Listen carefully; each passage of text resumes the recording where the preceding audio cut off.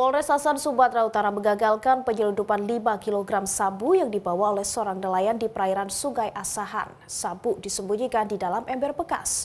Turut ditangkap seorang wanita yang merupakan istri dari pemilik sabu yang berada di Malaysia.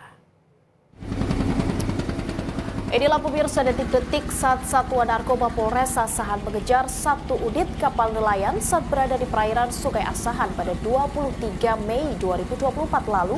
Setelah dilakukan pemeriksaan, polisi menemukan 5 bungkus sabu yang berisi sabu seberat 5 kg. Tersangka IW, warga Tanjung Balai, berdalih bahwa dirinya hanya seorang kurir yang disuruh oleh seorang lelaki berinisial GUN yang berada di Malaysia untuk meloloskan barang haram. Dirinya dijanjikan upah 25 juta rupiah. Wakapolres Asahan Kompol Kadek Cahyadi menjelaskan tersangka mengakui perbuatannya yang telah 2 kali meloloskan sabu.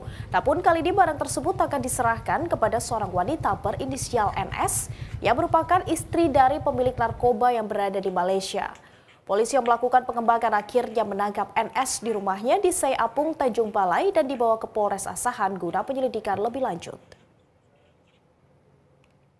Bersangkutan tidak sendiri mau kapal, tapi dia menumpang di kapal. Sehingga pada saat sudah turun, kita curiga dengan gerak-geriknya, langsung melakukan pemeriksaan, dan kami dapati di dalam ember yang dibawa, kita temukan 5 bungkus narkotika jenis sabu yang dibungkus dalam bungkus peci.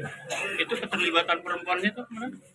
Baik, dari keterlibatan perempuan, untuk barang bukti ini nanti dari kurir inisial IW akan menyerahkan narkotika ini kepada saudari inisial NS. Jelajahi cara baru mendapatkan informasi. Download Metro TV Extend sekarang.